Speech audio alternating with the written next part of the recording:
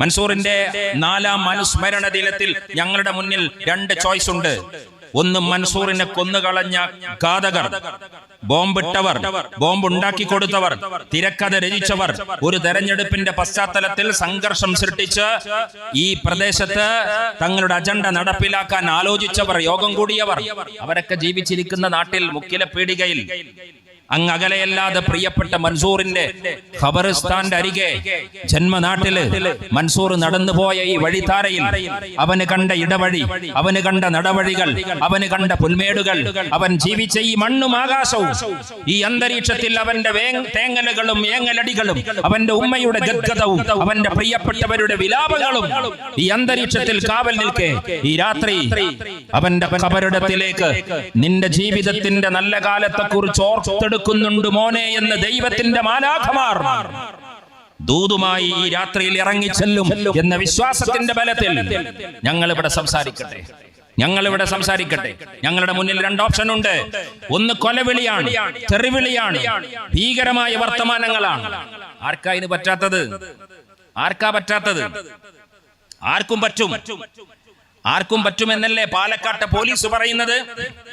തെരഞ്ഞെടുക്കപ്പെട്ട ഒരു MLA കൊന്നുകളയും, തട്ടിക്കളയും, തലയെടുക്കും എന്നൊക്കെ പറയുന്ന പ്രസംഗം BJPയുടെ പാലക്കാട് ജില്ലാ പ്രസിഡന്റിന് പറയാമെങ്കിൽ, ഒരു ഗുണ്ടയെ പോലെ പ്രസംഗിക്കുന്നവന് പോലീസ് താരാട്ട് തൊട്ടിൽ ഒരുക്കി അവനെ പരിരക്ഷിക്കുമെങ്കിൽ, മൻസൂറിനെ കൊന്നവരെ നിങ്ങളെ ഞങ്ങൾ തിരിച്ചു തല്ലും, തിരിച്ചു കൊല്ലും എന്ന് പറഞ്ഞാൽ കേസെടുക്കാൻ ധാർമ്മികമായ ബാധ്യതയില്ലാത്ത പോലീസ്, പിണറായി വിജയന്റെ പോലീസ് ഇവിടെ ഉണ്ടാകുമ്പോ ഞങ്ങൾക്കത് പറഞ്ഞൂടെ? ഇന്ന് ധൈര്യമായിട്ട് പറയാലോ.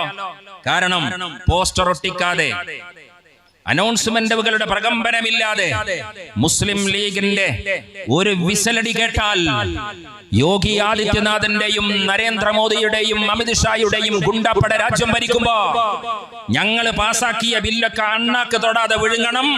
ഞങ്ങൾ പാസാക്കിയ ബില്ലിന് അണ്ണാക്ക് തൊടാതെ വിഴുങ്ങാതെ നിങ്ങൾ പ്രകടനം നടത്താൻ പോയാൽ ഞങ്ങൾ ലഷ്കർ തൊയ്യബ എന്ന് പറയും, ഞങ്ങൾ ബംഗ്ലാദേശ് നുഴഞ്ഞുകയറ്റക്കാരെന്ന് പറയും, ഞങ്ങൾ രാജ്യദ്രോഹികൾ എന്ന് പറഞ്ഞ് നിങ്ങൾക്കെതിരെ കേസെടുക്കുമെന്ന് പറഞ്ഞ് ഭീഷണി മുഴക്കുന്ന അതേ അന്തരീക്ഷത്തിൽ തന്നെ കേസെടുക്കാമെങ്കിൽ കേസെടുത്തോ, ഭീഷണി മുഴക്കാമെങ്കിൽ ഭീഷണി മുഴക്കിക്കോ. നിങ്ങളുടെ വഖഫ് ബില്ലിനെ ഞങ്ങൾ ചവിട്ടിക്കുട്ടി അറബിക്കടലിലേക്ക് ലക്ഷോപലക്ഷം വലിച്ചെറിയുന്നു എന്ന് പ്രഖ്യാപിച്ച മഹാസമ്മേളനത്തിന്റെ 24 മണിക്കൂർ തികയുമ്പോഴാണ് ഞങ്ങൾ ഈ സമ്മേളനം ഇവിടെ നടത്തുന്നത്. ഇന്നലെ കോഴിക്കോട്ടെ കടപ്പുറത്ത് തടിച്ചുകൂടിയ പുരുഷാരത്തിന്റെ ആൾബലത്തിന്റെ അംഗബലത്തിന്റെ മസിൽ പവറിനെ വെച്ച് മുക്കിലെ പീടികയിൽ മൻസൂറിനെ കൊന്നവരെ ഞങ്ങൾ കണ്ണിന് കണ്ണും പല്ലിന് പല്ലും വെച്ച് പകരം ചോദിക്കും എന്ന് ഞങ്ങൾക്ക് പറയാം. അതൊരു ഓപ്ഷനാണ്. വേറൊരു ഓപ്ഷൻ എന്താണ്? ജനാധിപത്യത്തിലും മതേതരത്വത്തിലും മഹിതമായ മാനുഷിക മൂല്യങ്ങളും ഉയർത്തിപ്പിടിച്ചുകൊണ്ട് പ്രിയപ്പെട്ട മൻസൂറിന്റെ ഓർമ്മകളിൽ ശിരസ്സു നമിച്ചു പ്രാർത്ഥന നിരതരായി ഞങ്ങൾ ഈ ജനാധിപത്യ സംവാദങ്ങളെ മുന്നോട്ട് കൊണ്ടുപോകും. അതുകൊണ്ട് ഈ 2ാമത്തെ ഓപ്ഷൻ ഞങ്ങൾ എടുക്കുന്നു. കാരണം ഞങ്ങളുടെ നേതാവ് പിണറായി വിജയൻ അല്ലാത്തതിന്റെ ഒരു ദുഃഖം, പ്രതിസന്ധി ഞങ്ങളെ മുന്നിലുണ്ട്. ഞങ്ങളുടെ നേതാവ് പാണക്കാട് തങ്ങളായതിന്റെ ഒരു പ്രതിസന്ധിയും ഞങ്ങളെ മുന്നിലുണ്ട്. അതൊരു പ്രതിസന്ധിയാണ്. കാരണം എന്താ? ഞാൻ ഈ വേദിയിലേക്ക് കയറി വരുമ്പോ പാണക്കാട് തങ്ങൾ എന്റെ നേതാവായതുകൊണ്ട് എന്റെ നാക്കിന് ലൈസൻസ് വേണം, എന്റെ വാക്കിന് നിയന്ത്രണം വേണം. എന്റെ നാവിലും ഇവിടെ ഇരിക്കുന്ന ഓരോരുത്തരുടെയും MSFന്റെ സംസ്ഥാന ജനറൽ സെക്രട്ടറി എന്ന അർത്ഥത്തിൽ പ്രിയപ്പെട്ട നജാഫുണ്ട്. അവര് വിളിക്കുന്ന മുദ്രാവാക്യങ്ങൾ, അവരേറ്റു വിളിക്കുന്ന പ്രമേയങ്ങൾ, ആ പ്രമേയങ്ങൾക്ക് അദൃശ്യമായ ഒരു നിയന്ത്രണമുണ്ട്. ആ നിയന്ത്രണത്തിന്റെ അതിർത്തി രേഖ ലംഘിക്കാൻ പാടില്ല എന്നത് ഞങ്ങളുടെ രാഷ്ട്രീയത്തിന്റെ പരിമിതിയായി കാണുന്നവരെ നിങ്ങൾക്ക് ഞങ്ങളെ പരിമിത ലീഗ് എന്ന് പറഞ്ഞ് പരിഹസിച്ചോ, അത് ഞങ്ങളുടെ രാഷ്ട്രീയത്തിന്റെ കണ്ടന്റിന്റെ കരുത്തായി ഞങ്ങൾ ഈ രാജ്യത്ത് മുന്നോട്ട് കൊണ്ടുപോകും. നിങ്ങൾ പരിഹസിക്കേണ്ടവരൊക്കെ പരിഹസിച്ചോ. ഈ നാട്ടിലെ ആൾക്കൂട്ടത്തിന്റെ മോബ് സൈക്കോളജിക്ക് അനുസരിച്ച് ഒരു പാർട്ടിയെ നിയന്ത്രിക്കാൻ എന്തിനാണ് കൂട്ടരെ ഒരു പാർട്ടി? എന്തിനാണ് കൂട്ടരെ? നേതാക്കന്മാർ അങ്ങനെ നയിച്ചവരൊക്കെ ഇപ്പൊ തീഹാർ ജയിലിലാണ്. അങ്ങനെ ഉസറ് പറഞ്ഞവരൊക്കെ ഈ രാജ്യത്തിന്റെ കാരാഗ്രഹത്തിന്റെ അഴികൾ എണ്ണുകയാണ്.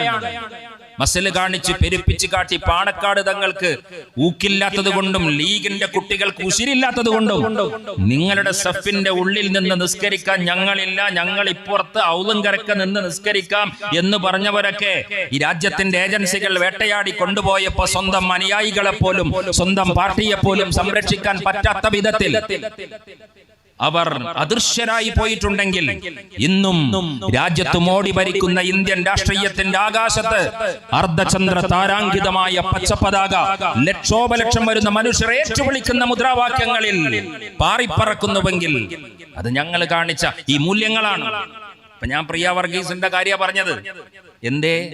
യൂണിവേഴ്സിറ്റിയിലെ വേണ്ട യോഗ്യതയിൽ ഇല്ലാത്തതിന്റെ പേരിൽ കോടതി NSS കോളേജിൽ കുഴിവെട്ടിയതിന് അധ്യാപക യോഗ്യതയായി കാണാൻ പറ്റൂല എന്ന മട്ടില് സഫിഷ്യന്റ് ക്വാളിഫിക്കേഷൻ, അതിൽ പൊളിറ്റിക്സ് ഒന്നുമില്ല.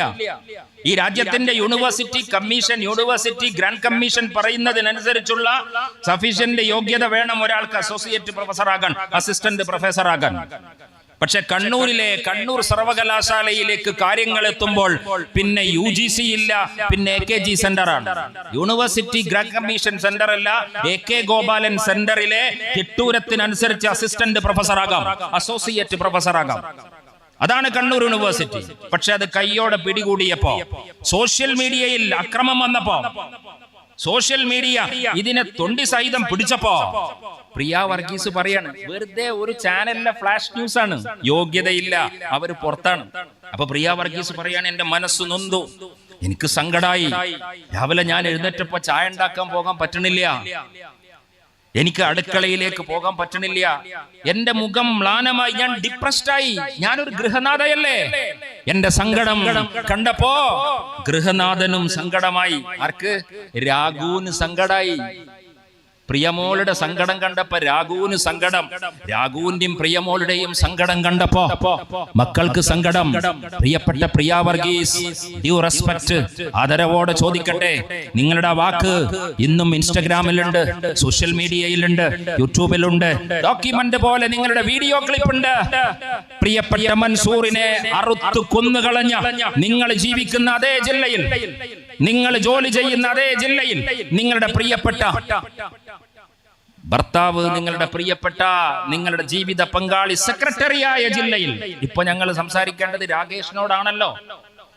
മൻസൂറിനെ കൊന്നുകളഞ്ഞത് എന്തിനാണ് എന്ന ചോദ്യം മൻസൂറിന്റെ 4ാം വർഷത്തിന്റെ ഈ സന്ദർഭത്തിൽ മുക്കിലപ്പീടികയിലെ പ്രിയപ്പെട്ട മൻസൂറിന്റെ വീട്ടുമുറ്റത്ത് നിന്ന് ഞങ്ങൾ ഈ ചോദ്യം ചോദിക്കുമ്പോ ഞങ്ങൾ രാകേഷിനോടാ ചോദിക്കേണ്ടത്. രാകേഷിന് വേണ്ടി വായ്ത്തുപാട്ട് നടത്തുന്നവരെ പാടിയേക്കുക.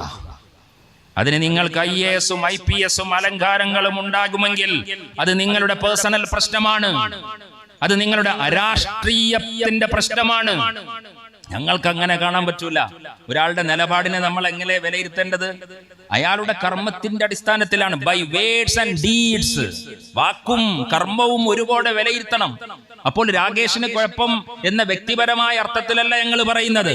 അദ്ദേഹം നയിക്കുന്ന പാർട്ടിയോട് ഞങ്ങൾ 4 കൊല്ലം തികയുമ്പോ ചോദിക്കുമ്പോ, പ്രിയ വർഗീസ് എന്ന് പറയുന്ന സഹധർമ്മിണി, അങ്ങയുടെ ഭാര്യ പറഞ്ഞില്ലേ, സങ്കടം വരുമ്പോ വീടാകെ മ്ലാനമാകും.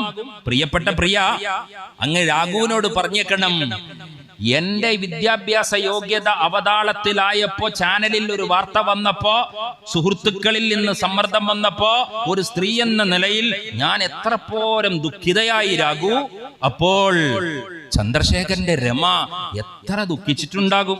കാരണം രമയുടെ ദുഃഖം സംസ്കൃത യൂണിവേഴ്സിറ്റിയിൽ UGC-യുടെ യോഗ്യതയില്ലാത്ത സങ്കടമല്ലല്ലോ. TP ചന്ദ്രശേഖരൻ എന്ന് പറയുന്ന മനുഷ്യനെ 56 വെട്ടിൽ കൊന്നുകളഞ്ഞ പാർട്ടി, ഒരു സഹധർമ്മിണി എത്രമേൽ ദുഃഖിച്ചിട്ടുണ്ടാകും രാഘു? ഒന്ന് പറയുമോ പ്രിയ? മുക്കിൽപീടികയിലെ പ്രിയപ്പെട്ട മൻസൂറിനെ ജീവിതത്തിന്റെ നാമ്പെടുക്കും മുമ്പേ അവനെ കഴുത്ത് ഞെരിച്ച് ശ്വാസം മുട്ടിച്ച് ബോംബെറിച്ച് കൊന്നുകളഞ്ഞപ്പോ പ്രിയപ്പെട്ട മൻസൂറിന്റെ ഉമ്മ, അവന്റെ സഹോദരികൾ അവന്റെ വീട്ടിൽ ഞാൻ UGC-യുടെ യോഗ്യതല്ല എന്ന് പറഞ്ഞിട്ട് കോടതി എന്നെ അപമാനിച്ചപ്പോ, സോഷ്യൽ മീഡിയ എന്നെ അപമാനിച്ചപ്പോ ഞാൻ എത്ര ദുഃഖിതയായി. അപ്പോൾ നമ്മുടെ വീട്ടിൽ എത്ര സങ്കടമായി.